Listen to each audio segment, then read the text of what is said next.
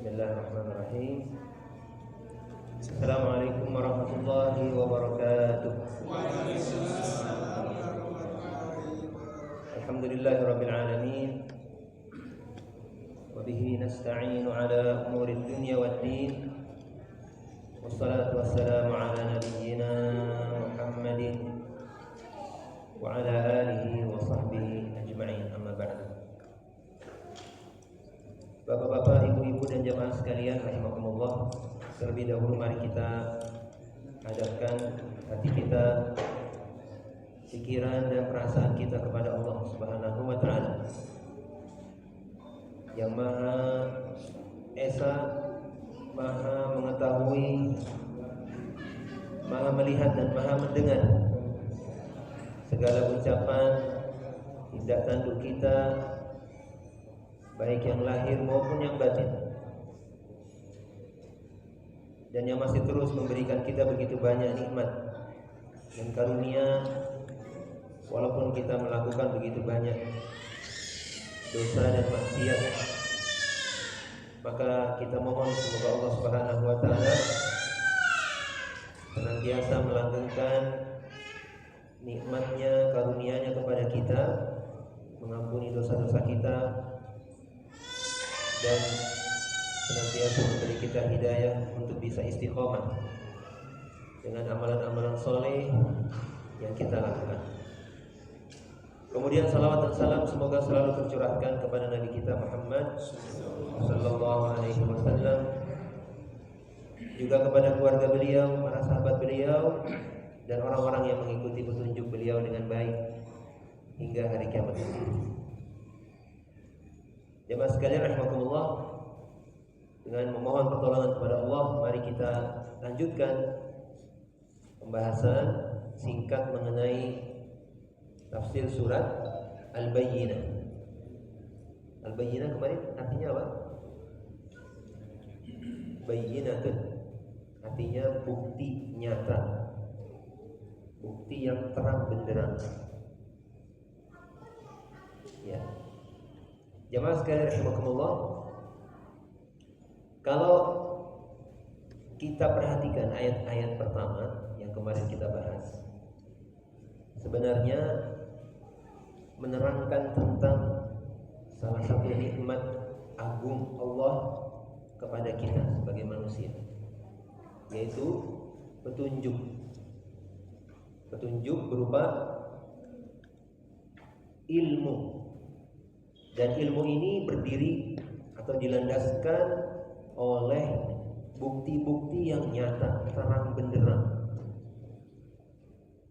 Maka jamaah sekalian rahimakumullah, kalau kemarin ya kita bahas bagaimana orang-orang ahli kitab, wa ma tafarraqu illa wa ma tafarraqa alladziina utul kitaba illa min ba'di ma ja'atuhumul bayyinah.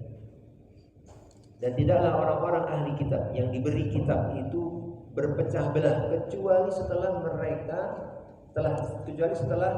datang kepada mereka bukti yang nyata, bukti yang terang benderang. Dan bukti yang terang benderang ini juga yang sebenarnya membuat ya, orang-orang kafir ini tidak bisa lepas dari kekufuran mereka kecuali setelah Allah berikan bayyinah.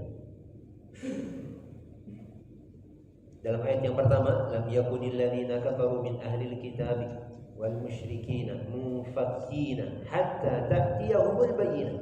Allah jelaskan, mereka tidak akan bisa lepas dari kekafiran mereka kecuali setelah Allah berikan mereka bukti yang nyata, bukti yang terang benderang. Artinya apa jemaah sekalian?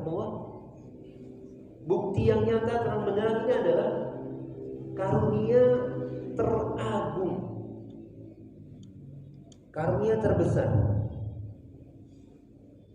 Jadi kalau nanti Bapak Ibu baca di dalam Al-Quran itu nanti ada, kita akan baca ayat-ayat ketika Allah menjelaskan nikmat-nikmatnya berupa nikmat-nikmat dunia. Misalnya apa? Makanan, minuman, kemudian pakaian, tempat tinggal, kendaraan, kemudian bagaimana bumi dihamparkan, ya, kemudian langit menjadi bina bangunan tinggi yang nanti bisa melindungi manusia dari serangan benda-benda langit yang jatuh. Itu semua adalah karunia-karunia agung besar sekali. Tapi jamaah sekalian Allah, yang lebih besar dari nikmat-nikmat itu adalah nikmat ilmu, nikmat hidayah, nikmat diutusnya rasul-rasul, nikmat diturunkannya kitab-kitab. Maka dalam ayat-ayat pertama kemarin, sungguhnya Allah Subhanahu wa taala mengingatkan kita tentang nikmat-nikmat ini. Hanya saja nikmat begitu agung ini, bagaimana penyikapan orang-orang kafir? Justru malah ditentang.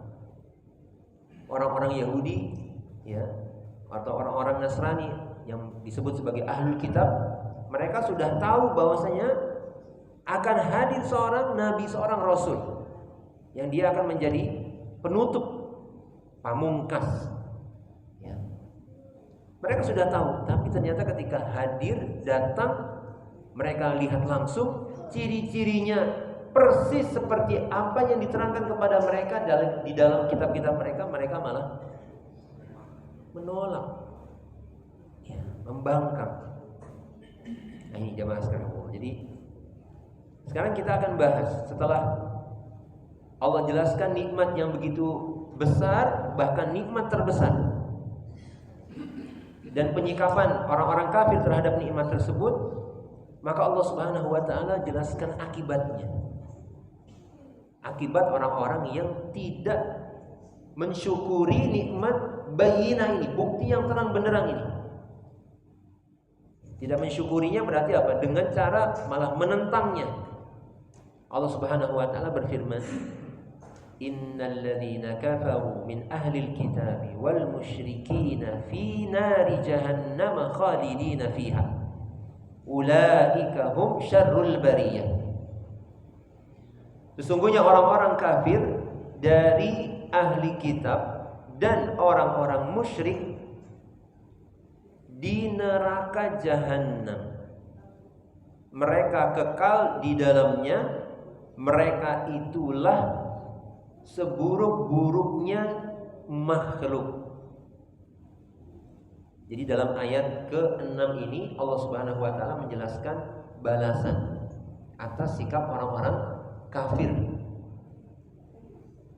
Dan jemaah sekalian Allah, di sini yang perlu kita bahas pertama kali tentunya adalah balasan akhirat. Allah menjelaskan dalam ayat ini balasan yang Allah berikan kepada mereka di akhirat, fi nari jahannam, bahwa orang-orang kafir dari kalangan ahli kitab dan orang-orang musyrik itu mereka di neraka jahannam. Nah, setiap kali kita membaca ayat-ayat yang menerangkan balasan Allah di akhirat, jamaah sekalian Allah, maka kita perlu sadar bahwa dunia ini hanya sementara. Dan ada kehidupan lagi yang akan kita hadapi setelah kita mati. Ini yang pertama kali harus hadir dalam benak kita. Karena boleh jadi jamaah sekalian Allah, cukup banyak sekali ayat-ayat di dalam Al-Quran yang menjelaskan tentang surga dan neraka. Tapi ini pengalaman pribadi, pengalaman pribadi. Yang saya pribadi lupakan, seringkali lalaikan di saat membaca ayat-ayat ini adalah kita sebenarnya akan mati. Itu pertama. Kita akan meninggalkan dunia ini menuju alam akhirat.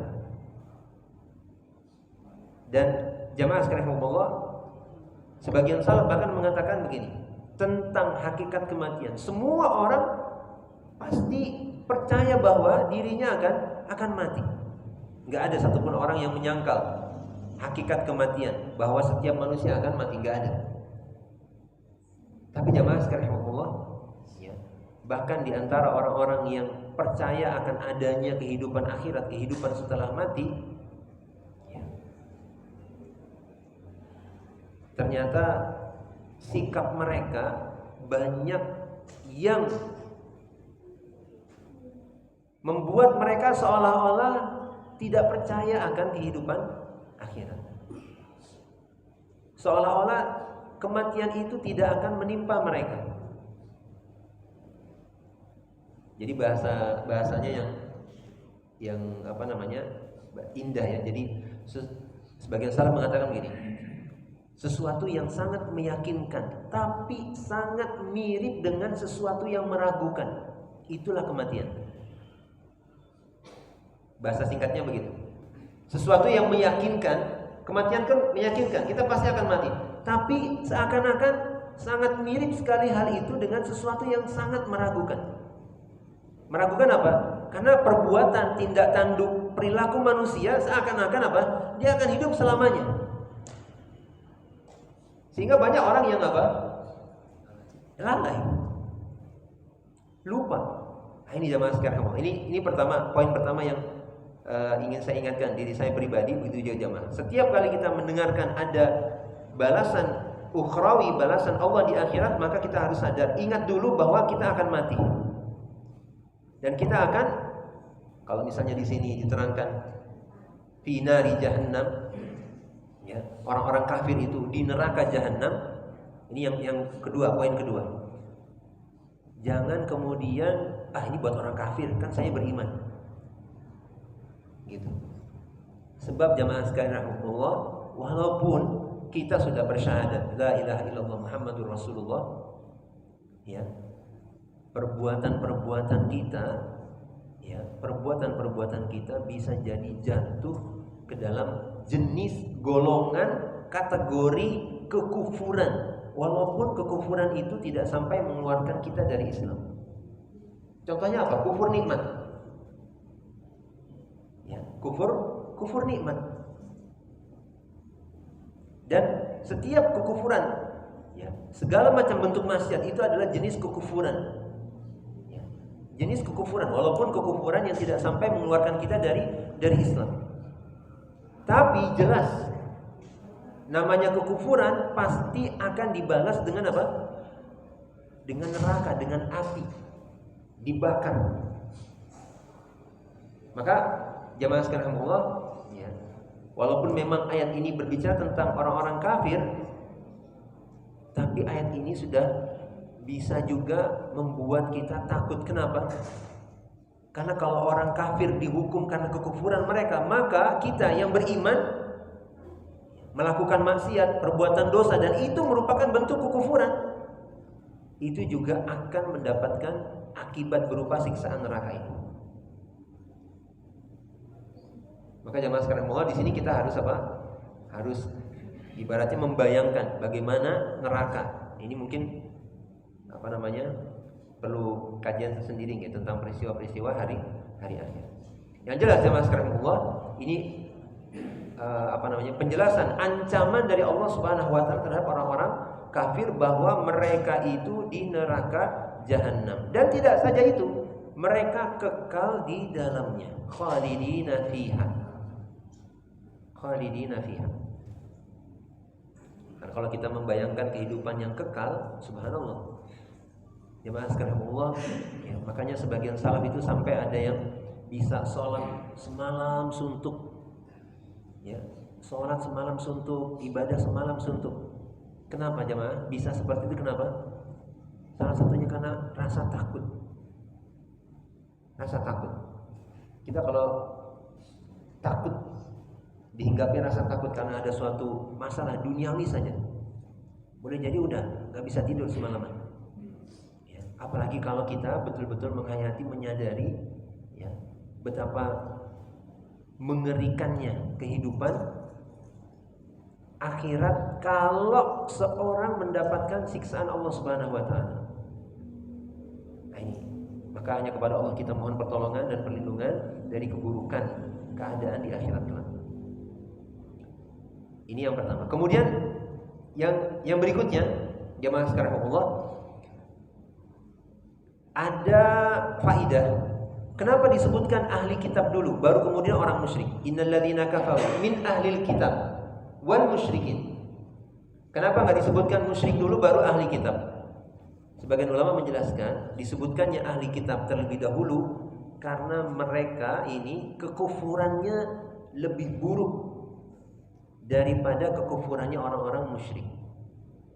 Dari beberapa sisi. Pertama, karena mereka sudah memiliki ilmu tentang kebenaran Muhammad sallallahu alaihi wasallam. Dan ilmu yang mereka miliki ini bukan cuma sekedar kalau orang-orang musyrik bandingannya apa? Orang-orang musyrik di orang-orang kafir Quraisy, ya kan? Mereka kenal siapa itu Muhammad.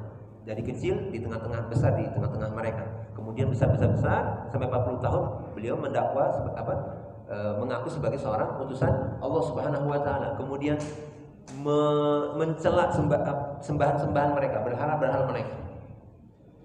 Jadi mereka baru tahu ketika Rasulullah SAW umur 40 tahun. Orang-orang ahli kitab tahunya apa? Sebelum itu, bahkan sebelum lahir, mereka sudah tahu bahwa akan hadir Nabi terakhir, Nabi pamungkas. Mereka nunggunya udah sejak lama, bahkan bergenerasi-generasi. Maka ketika mereka justru melihat kebenaran Allah, bukti nyata ini, dan mereka mereka tolak, maka kekufuran mereka lebih buruk daripada kekufuran orang-orang musyrik. Seperti itu. Maka disebutkan pertama kali. Ini salah satu faedah. Kemudian jamaah sekalian rahimakumullah, Allah Subhanahu wa taala menghina orang-orang kafir ini. Ulaika hum syarrul bariyah. Mereka itulah seburuk-buruknya ciptaan, al-bariyah. Ini dari kata baro'a. Baro'a artinya apa? Menciptakan. Bariyah berarti yang diciptakan. Seburuk-buruknya ciptaan. Ini menunjukkan jamaah sekalian rahimakumullah bahwa orang-orang kafir adalah orang-orang yang rendah, hina dina di sisi Allah Subhanahu wa taala. Dan harusnya juga hina dina di mata kita. Rendah di mata kita. Kenapa? Allah Subhanahu wa taala mencap mereka sebagai seburuk-buruknya ciptaan. Seburuk-buruknya ciptaan. Dan nanti kalau dibandingkan, kan ayat setelahnya apa? Innalladzina amanu wa 'amilus solihati ulaika hum khairul bariyah. Sungguhnya orang-orang yang beriman dan melakukan dan beramal saleh, mereka itulah sebaik-baik ciptaan. Maka kita jamaah sekarang yang mengaku beriman, harus punya izzah, harus punya apa? Sikap harga diri yang tinggi di hadapan orang-orang kafir, di hadapan orang-orang kafir. Saya batasi itu gitu. Jadi kita harus punya izzah, merasa kuat, merasa lebih tinggi dibandingkan orang-orang kafir. Harus, kenapa? Karena kita beriman dengan ayat ini, ya enggak? Maka sangat patut disayangkan sekali. Disayangkan sekali. Menjadi keprihatinan kita bersama bahwa sebagian saudara-saudara kita sesama muslim justru merendah di hadapan orang-orang kafir. Merendah di hadapan orang-orang kafir. Kata-kata merendah di sini nanti banyak nih bentuknya. Salah satunya dengan menggembar-gemborkan toleransi yang berlebihan. Toleransi yang berlebihan. Maunya apa? Sama. Kan begitu kan? Sama. Enggak, kita lebih tinggi. Lebih tinggi kita. Harusnya begitu. Makanya sampai ada yang sebagian asatidzah itu mengatakan, kok bisa ada orang Islam menggembar-gemborkan toleransi kepada non-muslim, sementara terhadap saudara-saudara sesama muslimnya sendiri enggak ngasih toleransi. Kok bisa? Makanya ini yang harus kita yakini dalam hati kita, bahwa orang-orang kafir itu rendah. Orang-orang kafir itu rendah. Dan orang-orang beriman tentunya bukan sekedar kita orang Islam. Kita tinggi dengan keimanan. Ya. Dengan keimanan. Wa antumul a'launa in kuntum mu'minin. Dan kalian itu orang-orang yang paling tinggi kalau kalian beriman. Ini yang menjadi apa? Menjadi prinsip kita bahwa tidak ada namanya apa? Kesetaraan. Ya, dalam hal agama ini nggak bisa disetarakan. Jadi istilahnya mungkin saya sering ada hukum sara, nggak boleh sara. Sara itu apa? Sara itu suku, agama dan ras. Ya kan? Suku, agama dan ras nggak boleh nggak boleh dibeda-bedakan. Harus dibeda-bedakan. Kalau agama harus dibeda-bedakan. Suku sama ras nggak boleh. Karena suku dan ras kita bukan pilihan kita. Mau dari suku Jawa, suku apa itu bukan pilihan kita. Allah ngasih kita lahir di keluarga Batak, di keluarga apa? Bukan pilihan kita. Ras juga begitu. Mau ras kulit hitam, ras kulit putih itu bukan pilihan manusia siapapun. Tapi kalau agama ini pilihan. Agama ini pilihan. Jadi nggak bisa kita menyamakan suku, agama dan ras jadi satu. Enggak. Agama ini pilihan. Maka kita harus membedakan orang berdasarkan agama. Sikap kita kepada orang berdasarkan agama. Harus, karena apa? Itu pilihan mereka. Kalau mereka pilih agama yang di situ banyak tidak inkonsistensinya, banyak bertolak belakang ayat-ayatnya satu sama lain, kemudian menyembah manusia, ya, kita mau menghormati orang-orang seperti itu? Gak bisa dong. Ya. Jadi kalau menghormati pemeluk agama orang lain, misalnya begitu, saya mungkin dirubah redaksinya, menghormati mungkin ya sesama bangsa Indonesia gitu, sama-sama orang Indonesia, ya kita hormati karena kebangsaan Indonesianya. Tapi kalau pemeluk agama lain, tunggu dulu, karena di situ kan menghormati pemeluk agama lain, kan berarti apa? Kita menghormati orang itu karena apa? Agamanya, kan begitu? Nggak bisa. Tapi kalau sesama orang Indonesia nggak apa-apa. Ya. Sama-sama orang Indonesia, kita satu tanah air satu, ya, di tempat yang satu, kita hormati. Sebagaimana kita juga menghormati siapapun manusia di muka bumi ini karena mereka manusia. Allah telah memuliakan manusia. Walaqad akramna bani Adam, dan kami telah muliakan anak-anak Adam. Ya. Tapi kalau dikatakan penghormatan itu ditujukan kepada pemeluk agama lain, nggak bisa kita terima. Seperti itu. Maka jamaah sekalian Allah, ini sesuatu yang harus kita tancapkan dalam-dalam di hati kita dan anak-anak keturunan kita, supaya orang-orang kafir ini, wallahu alam, kapan ya di Indonesia ini agama Islam betul-betul apa? Menjadi punya izzah di hadapan orang-orang kafir. Ya, semoga Allah berikan hidayah kepada pemimpin-pemimpin kita. Maka setelah Allah jelaskan balasan bahwa orang-orang kafir itu di neraka, maka Allah cela mereka, hina mereka, ulaika hum syarrul bariyah. Kemudian Allah jelaskan, sungguhnya orang-orang yang beriman dan beramal soleh, mereka itulah sebaik-baik ciptaan. Nah, sebaik-baik ciptaan, apa balasan mereka? Jazaohum inda rabbihim jannatu adnin tajri min tahtiha al-anharu khalidina fiha abada. Balasan mereka itu di sisi Rabb mereka adalah jannat. Jannat ini lafaz jamak, jamaah sekalian rahimahullah. Jannatun jamak dari jannatun. Ya. Balasan mereka adalah jannah-jannah, surga-surga, taman-taman. Ya. Ini menunjukkan faidah, ada faidahnya jamaah sekalian rahimahullah. Jadi kan balasan mereka itu kan jamak, sudah banyak. Kemudian jannat itu juga jamak. Ya.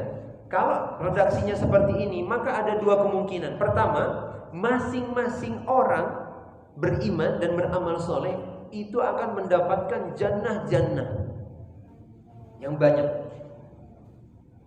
Gitu. Satu orang dapat banyak. Bisa juga maknanya satu orang dapat satu jannah. Gitu. Itu maknanya. Jadi ada dua kemungkinan ini. Karena redaksinya apa? Jazakuhum, balasan mereka, jaza bagi mereka. Itu adalah jannah. Jadi punya dua kemungkinan ini. Tapi jamaah sekalian Allah, di sini ada penjelasan jannatu adn. Adn itu artinya iqamah. Jannah tempat mereka menetap, tinggal. Ya. Jadi ada faedah di sini. Kenapa disebutkan jannatu adn?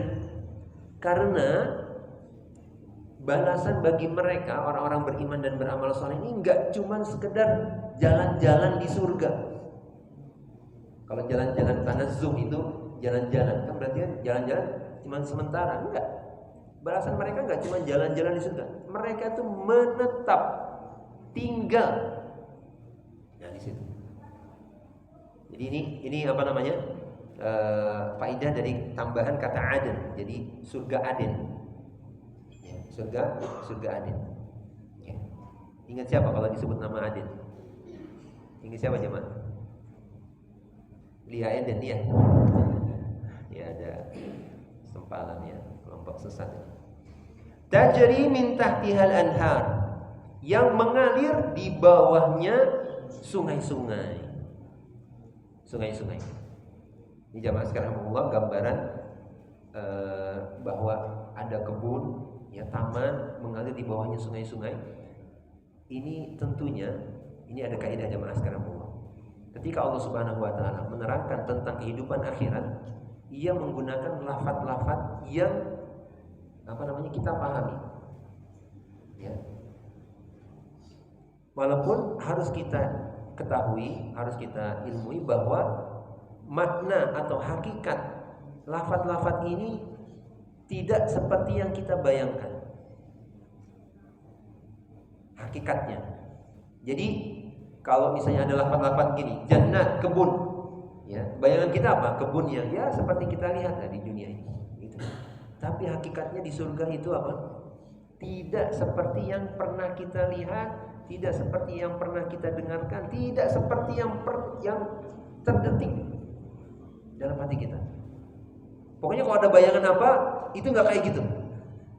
Seindah apapun kita menghayalkan, masih lebih indah dari itu. Subhanallah. Sungai-sungai yang mengalir pun, subhanallah.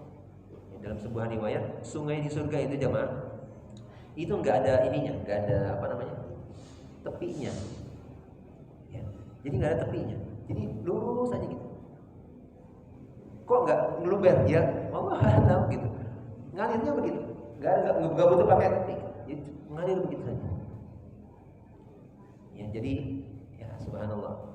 Ini membuat kita jemaah sekarang kalau kita bahas masalah kenikmatan di surga, ya. Penderitaan seperti apapun yang kita alami di dunia ini nggak ada apa-apanya. Kesulitan, kesempitan apapun, kalau kita sedang meresapi ayat-ayat yang menjelaskan tentang kenikmatan kehidupan akhirat, nggak ada apa-apanya. Maka jemaah sekarang Allah, ya, seperti itu. Tajri min tahtihal anhar, mengalir di bawahnya sungai-sungai, khalidina fiha abada. Mereka kekal di dalamnya selamanya. Selamanya. Subhanallah. Kemudian tidak hanya itu, tidak hanya berupa kenikmatan indrawi, ya. Kalau di kebun kita melihat sesuatu yang indah, itu kan nikmat dipandang mata. Kemudian sungai-sungai, airnya bisa kita minum, itu kenikmatan tenggorokan, indrawi.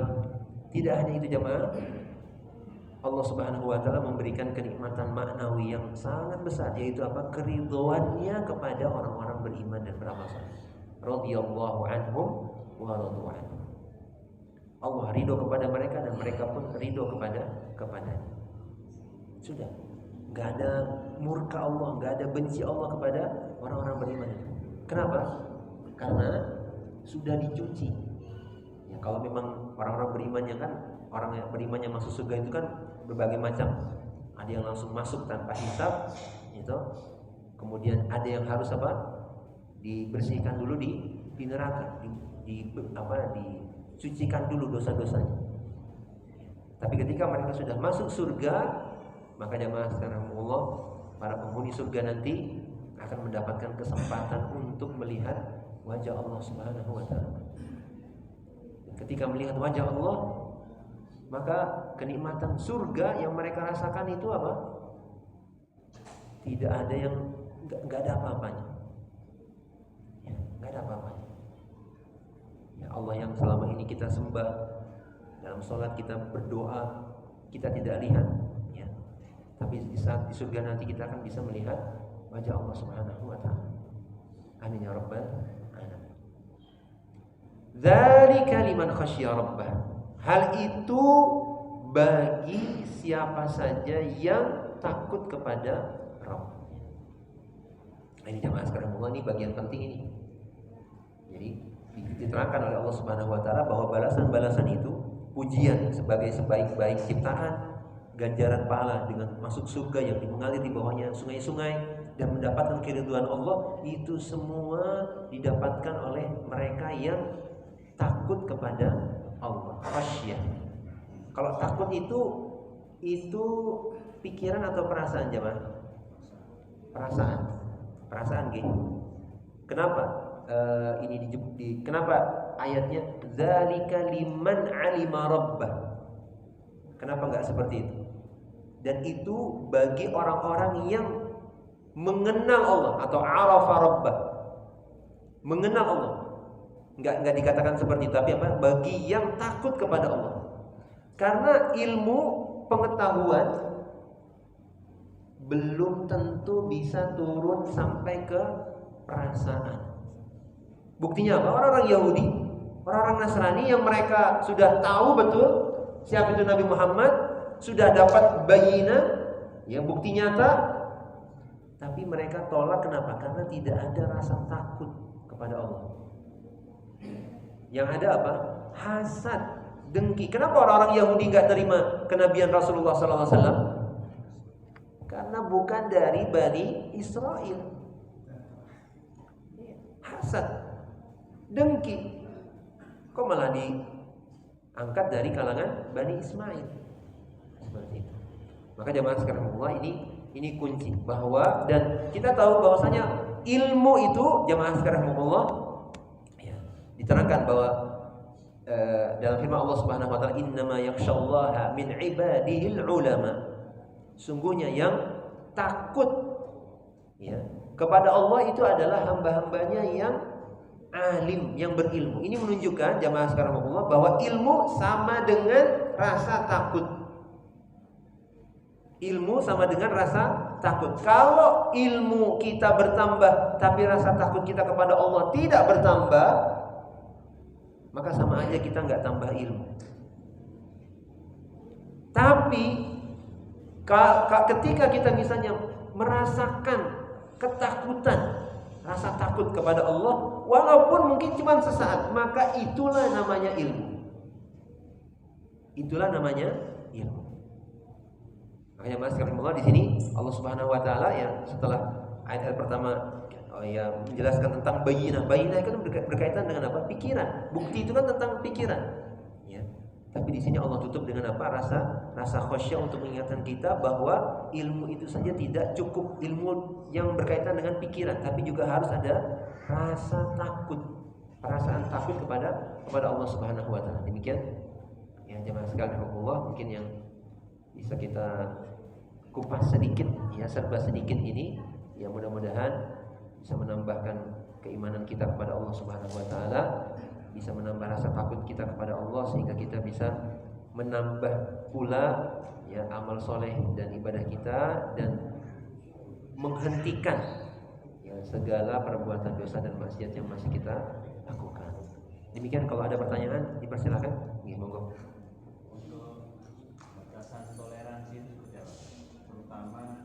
Kalau ada keluarga yang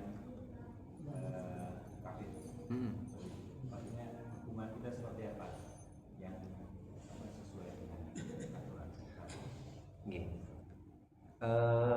Berbuat baik kepada orang-orang kafir itu diperbolehkan. Kita berbuat baik, tentunya berbuat baik di sini dalam urusan-urusan dunia seperti itu. Tapi kalau sudah berkaitan dengan urusan agama mereka, ya, maka sikap baik kita dengan apa? Dengan tidak mengganggu itu sudah cukup. Dengan tidak mengganggu itu sudah cukup. Tapi ya jemaah sekalian Allah, ya tadi yang sekarang ini banyak nih sampai katakan apa? Masuk ke gereja. Dan kemarin sempat mungkin ada beberapa video guys ya, saya yang lihat itu ya, diajarin santri-santri atau murid-murid SD diajak keliling masuk ke gereja, masuk wihara, masuk macam-macam ya, diajarin, kemudian ya enggak apa harus begitu gitu. Apa harus begitu. Jadi batasannya adalah dalam hal urusan duniawi ya, kita apa namanya? Dipersilahkan, diizinkan oleh Allah, diperbolehkan untuk berbuat baik, bahkan dianjurkan dengan niat supaya mereka tertarik dengan ajaran kita, dengan ajaran Islam. Apalagi kalau kita punya kerabat, kalau tetangga mungkin, kalau kerabat justru harus kita punya semangat untuk menarik mereka masuk dalam Islam. Karena apa? Kita khawatir, kita kasihan. Harus ada rasa kasihan. Membayangkan dia di akhirat kelak dia akan apa? Disiksa, masuk ke dalam neraka. Maka caranya bagaimana supaya mereka bisa masuk Islam? Kita berbuat baik dengan apa? Dengan mereka dalam urusan-urusan dunia. Seperti itu. Cukup jelas nggak caranya?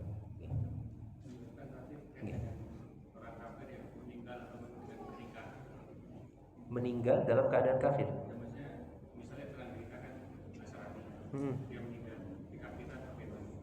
Kalau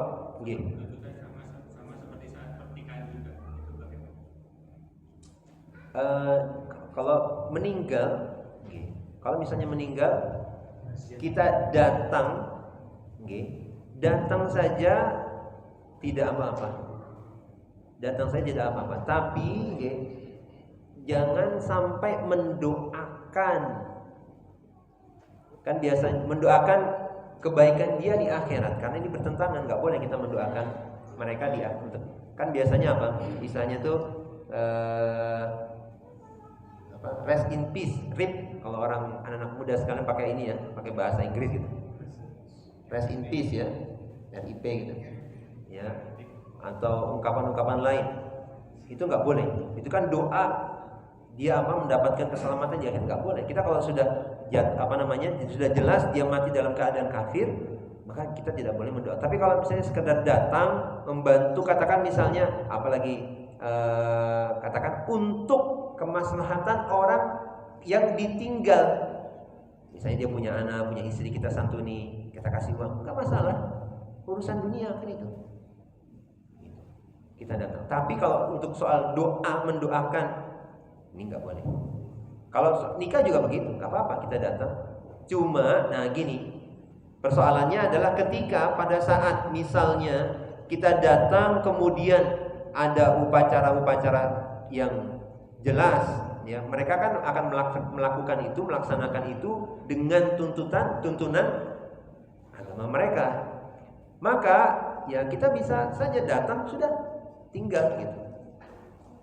Kan biasa begitu juga. Kita sampaikan saja uzur kita. Maaf Pak, saya ini aja guys. Ya selamat karena udah menempuh hidup baru lah gitu kan. Selamat menempuh hidup baru kan, selamat di dunia aja gitu. Mudah-mudahan rukun dan begitu. Enggak apa-apa, enggak masalah. Gitu kan. Jadi tapi kalau misalkan tadi kita lihat nanti ada harus ikut di situ, nanti ada nyanyian, pembacaan kitab macam-macam, ya enggak usah. Kita hindari itu. Gitu jelas ya Pak. Baik, ada lagi mungkin? Gimana? Silakan.